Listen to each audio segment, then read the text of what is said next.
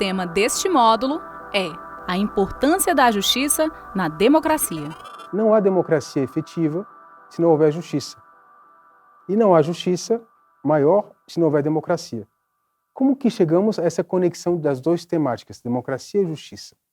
Ora, a justiça, a gente vai perceber hoje nessa videoaula, tem a ver com virtude e tem a ver também com a parte institucional do próprio Estado.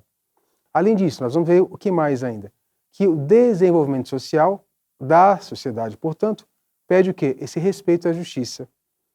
E esse respeito à justiça pede esse amadurecimento democrático. Depois, vamos chegar a avaliar também o quê? A temática associada à participação maior do cidadão, portanto, a evolução da democracia, que vai ter conexão também com a necessidade de maior justiça. Quanto mais o cidadão participa da tarefa de fazer justiça, e isso vai ser viabilizado pela democracia, melhor será a sociedade em que se vive. Ora, a palavra justiça é uma palavra que tem vários sentidos, vários significados. Para que a gente possa, portanto, nos comunicarmos, entendermos algo e avançar a partir daí, vou escolher dois deles. Primeiro, a justiça enquanto aquilo que deriva exatamente do respeito ao que é de cada um, a justiça enquanto virtude. E outro sentido é a justiça enquanto o órgão do Estado que vai cuidar de gerir os conflitos que surjam em matéria de justiça. Ora, a justiça, há uma virtude chamada justiça, que é a virtude social por eminência, que ela demanda exatamente que haja uma relação social para que ela possa existir. Por essa virtude, cada um respeita, cada um dá ao outro o que lhe é devido, o que lhe pertence. Aquilo que pertence a cada um de nós deriva do quê? Deriva de um pacto entre nós, no caso aí a parte que você vai estabelecer, ou deriva de algo que nos antecede, inclusive. Quando nos antecede, a gente fala no direito chamado natural. Há um direito de cada um de nós, direito à vida, por exemplo. Não é algo que é pactuado. Eu tenho porque a vida me concedeu essa situação. Enquanto tal, eu devo ser respeitado. Sem esse direito à vida, eu perco tudo mais.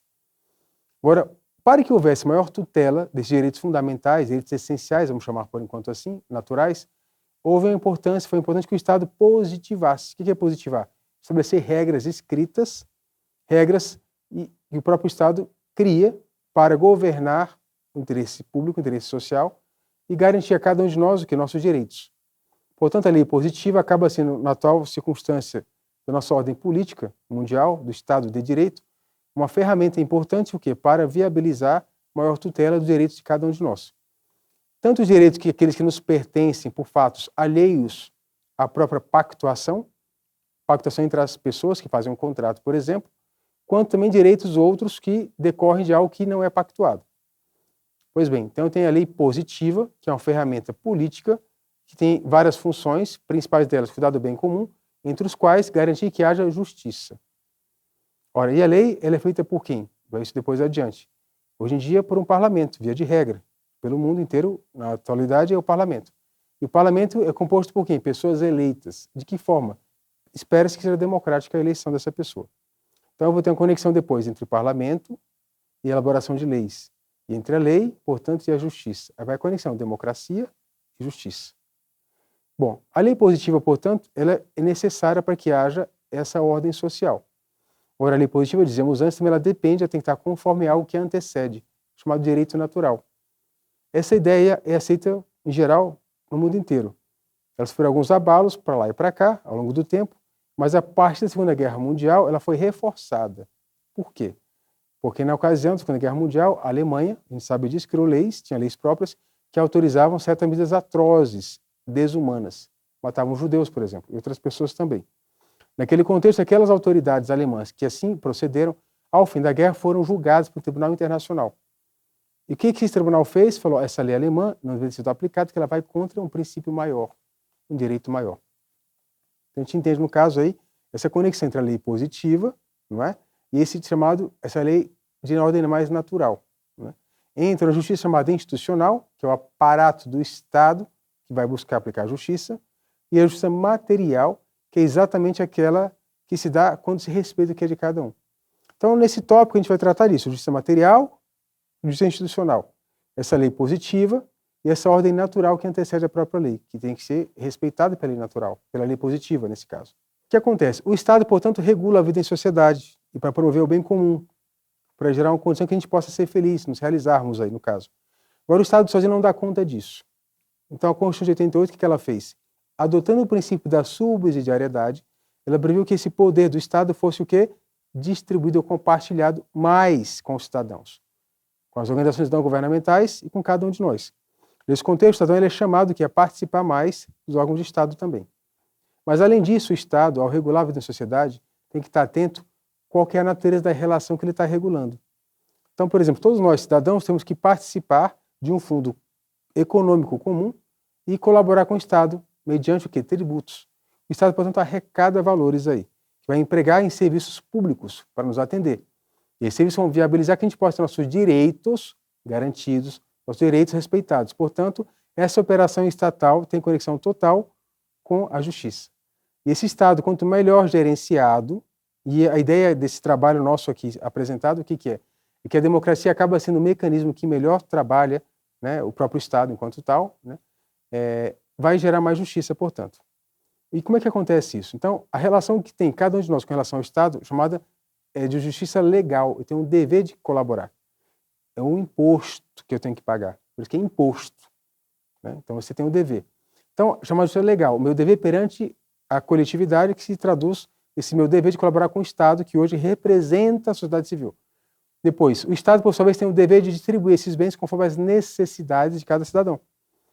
A partir daquele que é mais básico para todos, depois aquele que é mais peculiar para cada um, conforme ele possa fazê-lo ou não. Está no texto também, perdão, ver ali, a chamada reserva do possível, quando o Estado não pode, de certa forma, atender tudo que se pede, porque ele não tem, às vezes, capacidade econômica para tudo. E se o magistrado mandar fazê-lo, pode descobrir, né, ou deixar em situação precária outros cidadãos. E tem a chamada justiça comutativa, que é aquela entre o cidadão, entre os iguais, pelas quais um pode tratar e pactuar deveres e direitos. Como regra geral, isso acontece aí, chamada comutativa. Então, cabe, no caso, para que haja um desenvolvimento social, que essas relações, essas categorias de relações, direito, né, legal, justiça comutativa, justiça distributiva, sejam observadas conforme princípios que regem a vida em sociedade das 3 categorias de relações. Isso está também na videoaula, vocês poderão acompanhar, mas está muito claro durante o trabalho. O terceiro tópico da nossa aula de hoje, ela vai tratar um pouquinho desses modos de participação do cidadão na democracia e, de certa forma, na realização da justiça. Mas por isso vale retomar o seguinte, a Constituição de 88, ela previu que no Brasil acontecesse esse compartilhamento do poder estatal com o cidadão e com a sociedade como um todo. Então, isso vem lá do princípio da subsidiariedade, pelo qual cada pessoa e cada entidade da sociedade civil possa realizar aquilo que tem competência para tanto.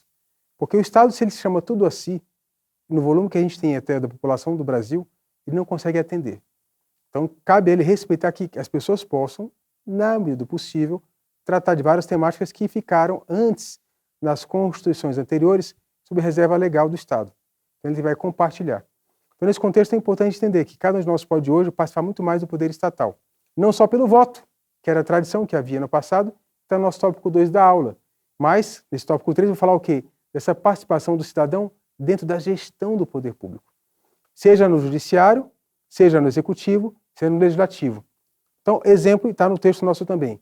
No caso do legislativo, eu posso participar mediante audiências públicas, além do voto. O voto era o primordial, o mais essencial. Mas, além do voto, eu posso participar também como candidato, eu posso passar em audiência pública, e posso passar de outros modos também de acesso imediato ao cidadão, um plebiscito, um referendo. São modos de participação popular para a composição do legislativo.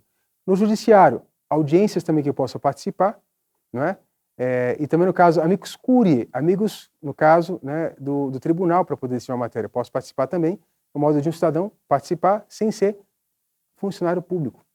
Com relação aqui no caso, ao poder executivo, há vários conselhos de natureza política que hoje em dia pedem uma composição paritária entre cidadãos e agentes públicos, de âmbito municipal, estadual e federal. Então, ou seja, a participação do cidadão na gestão do poder aumentou a partir de 88.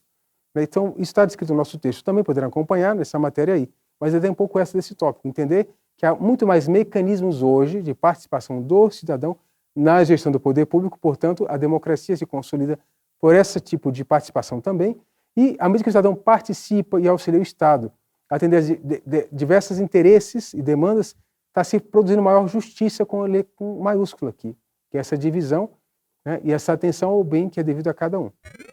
Por fim, no tópico 4 dessa videoaula, vamos tratar de um tema que interessa a todos nós, que é quais são os limites de atuação ética e técnica do magistrado, porque ainda é o principal responsável pela realização da justiça que chega até o Estado. Então, nesse contexto, vamos entender. Primeiro, o judiciário no Brasil tem uma demanda tremenda. Mas vamos pensar o seguinte, apesar dessa demanda tremenda, muitos casos que chegam até ali, e que assoberbam a tarefa do judiciário, vamos pensar que aquilo é a minoria das situações. E uma parte das vezes o cidadão resolve seus problemas por conta própria. E assim tem que ser. No entanto, aquilo que chega ao judiciário ainda assim hoje é um volume muito grande. Bom, agora o magistrado, o que se pede dele quando vai atuar para resolver um problema de direito, para buscar a justiça? Que respeite certos limites técnicos. Quando é que o magistrado desrespeita esse limite? Quando ele entra em competência que não lhe é dada pela Constituição. O chamado ativismo judicial, que pode ser bom ou ruim. Bom ou ruim em que sentido, professor? Quando eu falo bom, o que é? Ele está cobrindo uma carência que não foi dada, que existe, e que não foi suprida pelo legislativo. Agora, outra situação, quando ele é ruim, quando ele cobre uma tarefa que é do legislativo, e o legislativo já está tomando providência para poder comatar, ou já deu uma solução, e o magistrado resolve não, ele vai para outra linha. Né? Ele acaba interferindo em matéria que não é da sua competência imediata. Deveria ele, portanto, ater-se a certos limites. Essa matéria do ativismo judicial no Brasil é extremamente discutida, é muito rica, muito complexa. Então aqui, nossa aula ela é meramente citada e, basicamente, se faz uma menção a ela para entender que, sem respeitar certos limites técnicos, o magistrado, querendo fazer justiça, pode estar, na verdade, criando injustiças. O segundo tópico aqui são os limites, no caso, também chamados éticos do magistrado. Ora, se o magistrado percebe que em determinada causa ele tem algum tipo de vínculo a uma das partes que antecede a relação dele enquanto juiz naquela causa, deverá ele falar, eu não tenho condições de julgar, porque eu vou ser parcial. Então, tecnicamente, tem que ser imparcialidade. Então, a lei prevê o quê? As situações em que o magistrado vai estar impedido de agir, se há um vínculo de parentesco entre ele e a parte. Em outros casos, a lei silencia. Ela fala só da suspeição que caberá a ele alegar a suspeição. Eu não posso porque eu sou inimigo daquela pessoa. Eu tenho receio de que eu possa fazer um julgamento equivocado porque não tenho condições de avaliá-la de modo imparcial. Então, ou seja, o magistrado, portanto, ele pode falhar. Então é importante para que haja justiça, ao final, que ele respeite sempre limites técnicos e éticos da sua tarefa, que é fundamental para alcançar a justiça. A ideia dessa videoaula foi relacionar justiça e democracia. E pensar que para chegar na democracia e para chegar na justiça ideais ou melhores, tem que pensar nas duas temáticas em conjunto. Eu não tenho de rigor uma justiça tão justa, usando esse termo, se não é uma democracia tão democrática.